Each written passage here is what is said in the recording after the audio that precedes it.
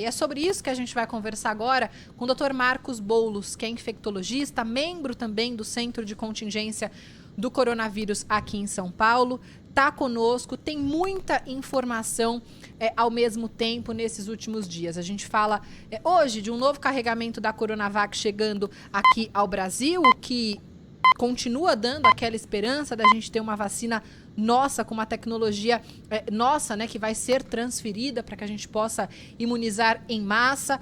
União Europeia dando início à vacinação nesse fim de semana, um momento significativo, mas ao mesmo tempo tem um novo variante do coronavírus na Europa que tem se espalhado de forma agressiva no continente. São muitos desafios que a gente tem para frente e, em paralelo a isso, Dr. Boulos, a gente tem o comportamento do brasileiro indo de forma contrária a todas as recomendações. São muitas praias lotadas, são festas clandestinas, comemorações de fim de ano. Olha só a mensagem que o Cláudio Márcio da Rocha mandou pra gente no YouTube.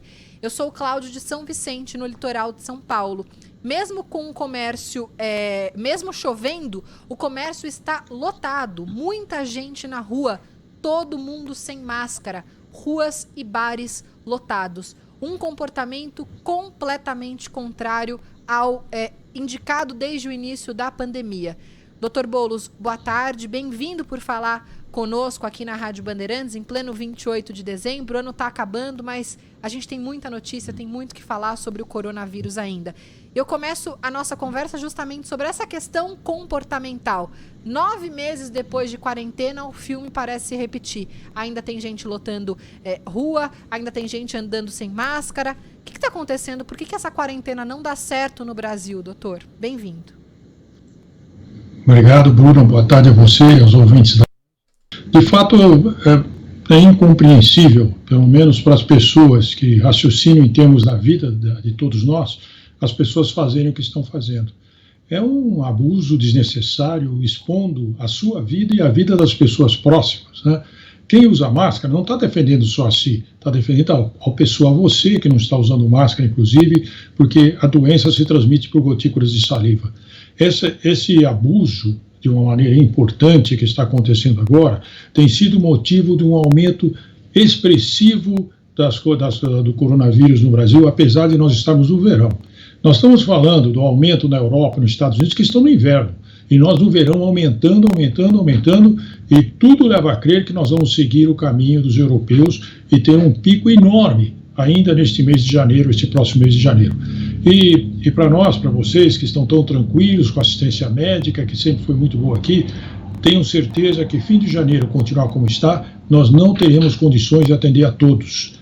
Houve uma diminuição dos hospitais, os hospitais de campanha, houve uma diminuição dos leitos de UTI, e certamente com o aumento expressivo que está ocorrendo, principalmente pelo abuso das pessoas e não darem a mínimo valor à sua própria vida, faz com que você tenha uma pletora, e aí sim nós vamos ter problemas para valer no fim do mês que vem. Esses problemas até podem ser evitados por muitas coisas que a gente pode fazer, né? Evitar aglomeração, não ir a uma comemoração de fim de ano, enfim, todas essas medidas que a gente vem falando faz tempo. Mas as autoridades também têm um papel importante nos bloqueios, em algumas proibições, que são difíceis de ser cumpridas, mas a gente sabe que elas acontecem. E aí, doutor Boulos, eu te faço uma pergunta em relação a essa questão de fase vermelha, fase amarela. A gente estava na fase vermelha aqui em São Paulo até ontem, agora volta para amarela, depois a vermelha de novo no fim de semana. Se já se sabe que deve ter um pico da doença em janeiro, por que não manter tudo de forma vermelha, tudo mais fechado? O que acontece? Como que está sendo o trabalho de vocês no Centro de Contingência do Coronavírus? A nossa proposta é endurecer mais mesmo a partir de agora. Nós já tínhamos essa proposta ainda na última reunião, mas não dava para mexer tão rápido assim, até porque existiam programações realizadas. Eu quero alertar que o Plano São Paulo é um plano econômico, de liberação econômica. O setor saúde é ouvido, mas não obrigatoriamente a opinião do setor saúde ele é preponderante, até porque as pessoas, o fato do governo, de um modo geral, que foi eleito, ele tem que ver a saúde da população, mas a saúde também do país, de um modo geral, do Estado, no nosso caso. Então, às vezes, eles tomam medidas flexibilizando um pouco, pondo em risco um pouco mais a saúde para tentar evitar que as pessoas passem fome ou tenham desemprego em extra. Então, é muito difícil esse acerto que o governo faz por causa dessas dificuldades. Mas por nós, do grupo de saúde, certamente o endurecimento já deveria ter ocorrido e nós vamos propor outra vez que ocorra para valer a partir de janeiro.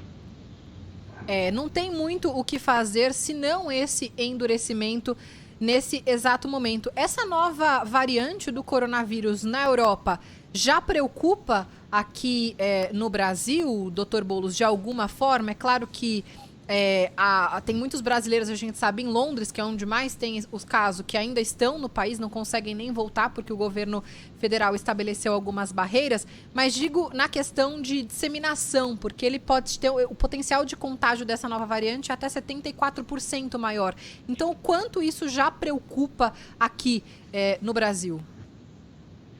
Do jeito que nós estamos, é um fator a mais para agravar a transmissão, né? Nós vamos ter uma transmissão mais importante.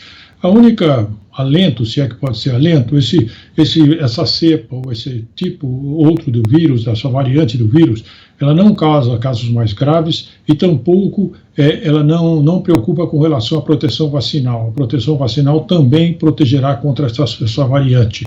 Então apenas nós teremos uma transmissão maior que já está tendo. Nós vamos ter uma transmissão grande. A gente só espera que a gente tenha acesso aos programas vacinais para que em pouco tempo ou médio tempo, nós consigamos ter uma imunidade chamada imunidade de rebanho, muita gente com anticorpos, permitindo que você tenha uma diminuição da transmissão. Talvez a pergunta que eu te faço agora, doutor Boulos, a gente está conversando com o doutor Marcos Boulos, infectologista aqui no Para Brasil da Rádio Bandeirantes, seja ainda aquela pergunta de $1 bilhão de quando tudo isso vai passar. Por quê? A União Europeia já tem uma previsão, a vacinação por lá já começou, temos 25 países, né, de 27 já vacinando e a previsão é que todos os adultos sejam vacinados até abril do ano que vem. Com isso, vem a expectativa do início de uma vida pós-pandemia. A gente já consegue traçar uma expectativa dessa para o Brasil, de quando é que a gente vai conseguir viver fora dessa pandemia? Bem, nós não sabemos quando nós teremos as vacinas em disponibilidade, o volume dessas vacinas e principalmente a estrutura para usar essas vacinas.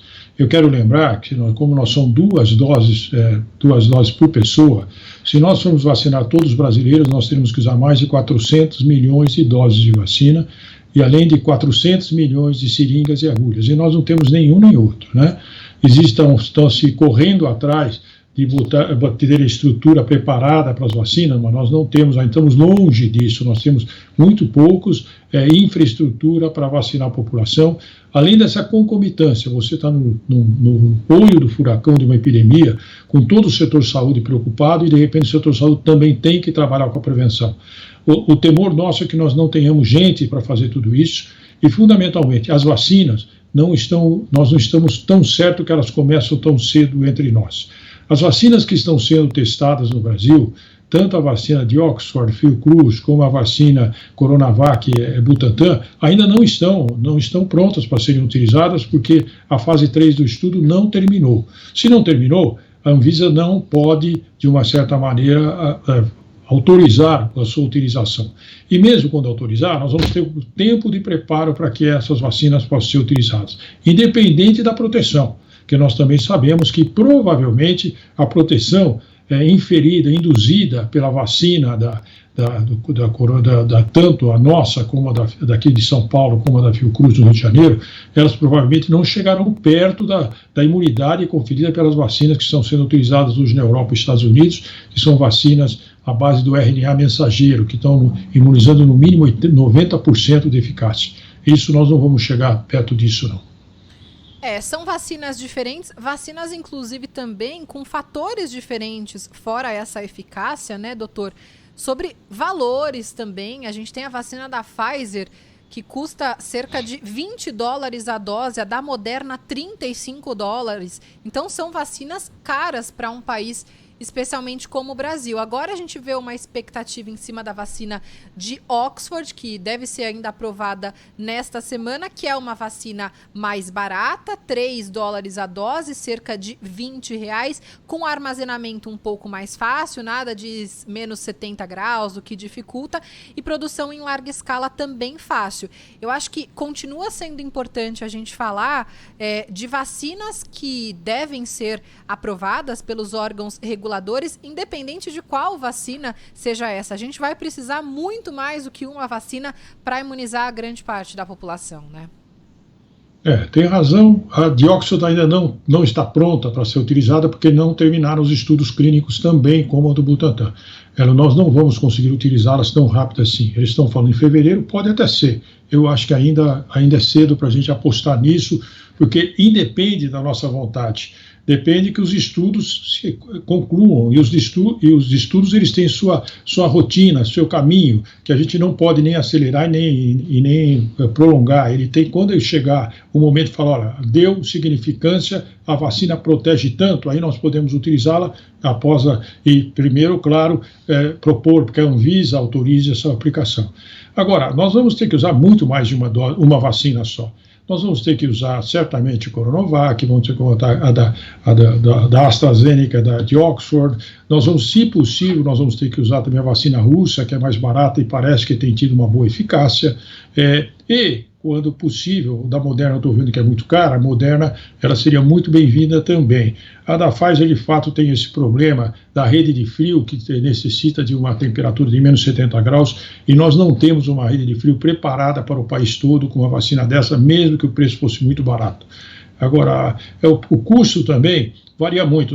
Várias vezes nós temos custos elevadíssimos de doses de medicamentos e vacinas para os países que têm recursos, aí para a Europa, Estados Unidos. E quando eles vão nos países com menos recursos, existe uma negociação dura, mas consegue-se um preço muito mais adequado. E aí nós temos que medir o que nós vamos valorizar mais. Guardar recursos para uma outra atividade ou as pessoas morrerem pela doença. Se a vacina for boa, não tem preço para isso, não. O preço é a vida das pessoas. Então, se os recursos que nós estamos gastando, muitos recursos no atendimento, e os recursos do atendimento é muito maior do que da prevenção. E o atendimento só acontece porque não tem vacina. Se a hora que você tiver vacina, você vai diminuir lá adiante um pouquinho o atendimento, os casos graves, as UTIs, essas sim são caras. E você, quando você investe na prevenção, você está investindo na redução do gasto de recursos lá no fim da fila, quer dizer que na assistência.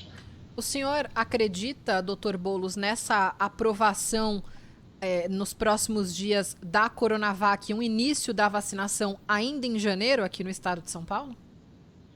Eu acho difícil, né? Pode acontecer, eu acho difícil. A gente está falando há muito tempo que os estudos vão acabar, mas como eu disse, a gente não pode falar.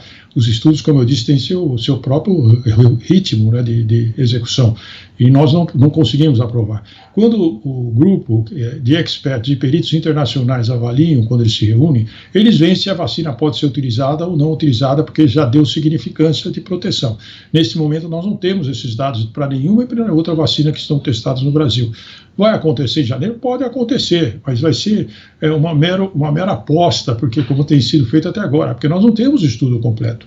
E quando completa o estudo, aí tem toda a rotina e o tempo da Anvisa dela aprovar. Eu tenho certeza que a Anvisa vai fazer isso, como sempre fez, da maneira mais rápida e correta possível para proteger a população. Mas nesse momento eles estão esperando. Nós não temos dados para apresentar para eles. Nenhuma das vacinas que estão sendo testadas no Brasil tem dados substanciais que possam levar a Anvisa a liberar a vacina para a utilização humana.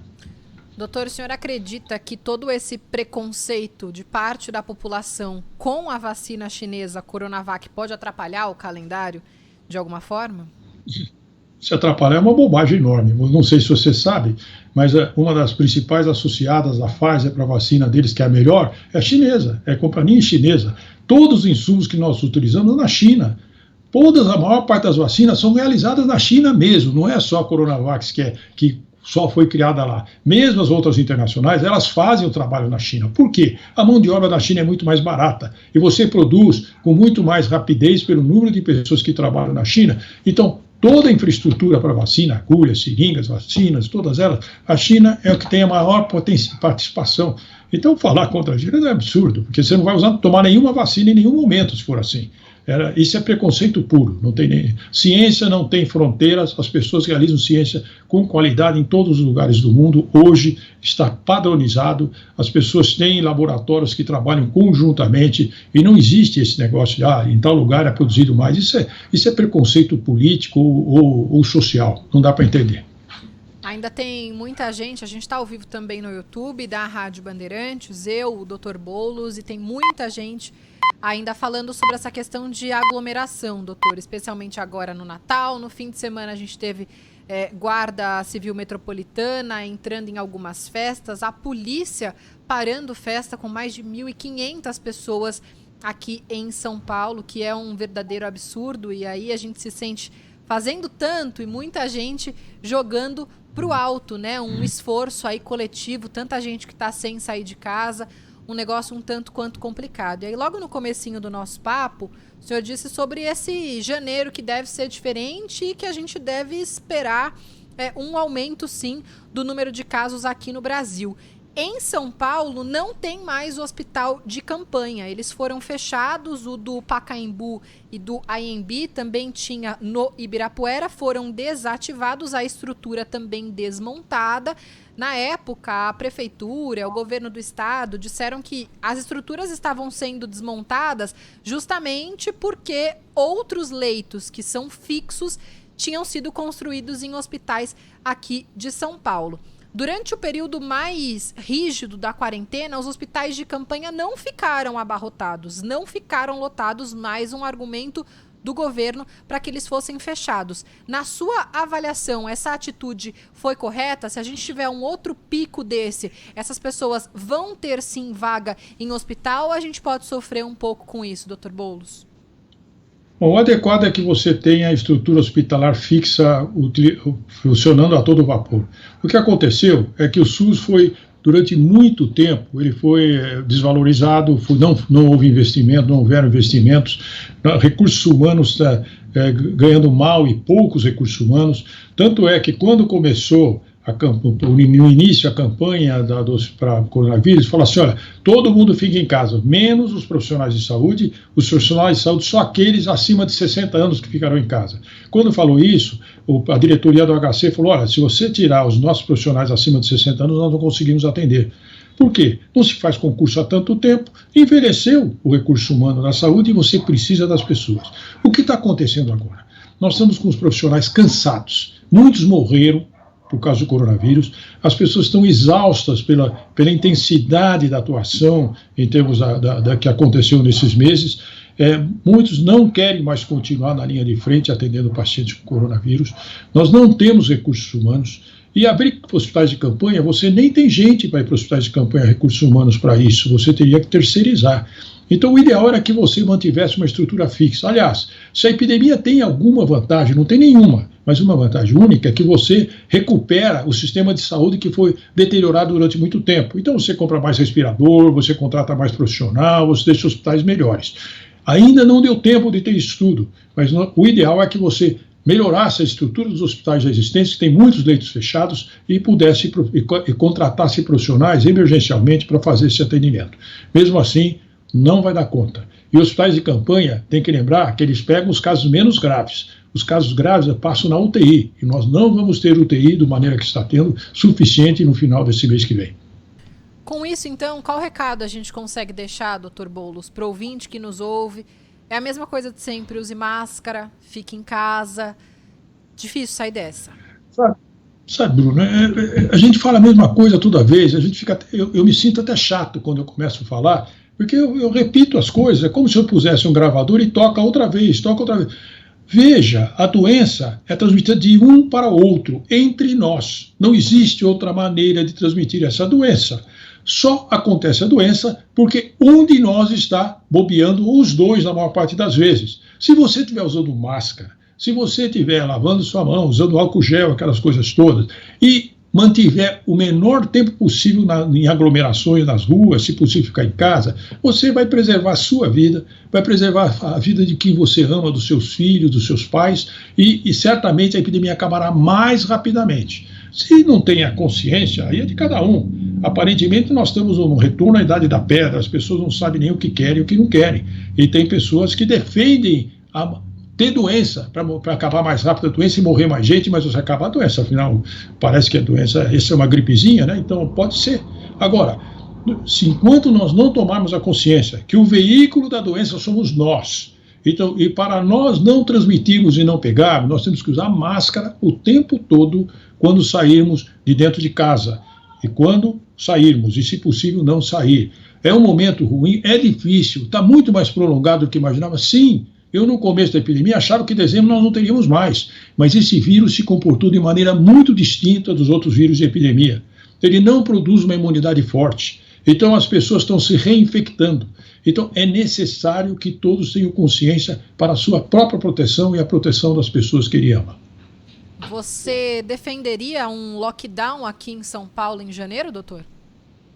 É muito difícil. O lockdown nós tínhamos pensado lá no meio do ano. Se você fizesse lockdown, você acabaria muito mais rápido a epidemia. Mas é muito difícil você fazer lockdown num estado em que você teria que fechar as estradas, você fechar tudo.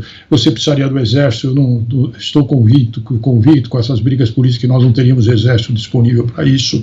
Eu acho que é difícil. O que tem que fazer, formalmente, é aquilo que pode cada estado fazer. Já está decidido que o estado pode fechar tudo. Então fecha tudo. Sem fazer lockdown, ou seja, as pessoas podem transitar, mas faz aquela vigilância com polícia no metrô, no ônibus, na rua, em todos os lugares que vão para saber se está usando máscara, usar o poder polícia que as pessoas têm. Veja, ninguém gosta disso, mas é o que está acontecendo, não existe culpado para isso. Seremos culpados nós se nós transmitirmos, como tem acontecido, nós transmitimos para as pessoas que morrem por causa disso. Aí a culpa é nossa. Mas a culpa da doença, ela veio. É uma transmissão, uma epidemia que teve tantas, nesses milênios todos aqui, com muita gente morrendo. Nós temos, para evitar a morte, nós temos que fazer a prevenção. Usar máscara, e não precisa lockdown. Acho que nós não conseguimos fazer lockdown, mas pelo menos procurar evitar aglomerações e, se possível, fechar o comércio mais que puder nesse mês de janeiro. Dr. Marcos Boulos, infectologista, membro do Centro de Contingência do Coronavírus aqui do estado de São Paulo, conversou conosco ao vivo aqui no Bora Brasil da Rádio Bandeirantes. Doutor, muito obrigada, boa virada de ano para o senhor e nos vemos numa próxima. Para todos nós, um abraço.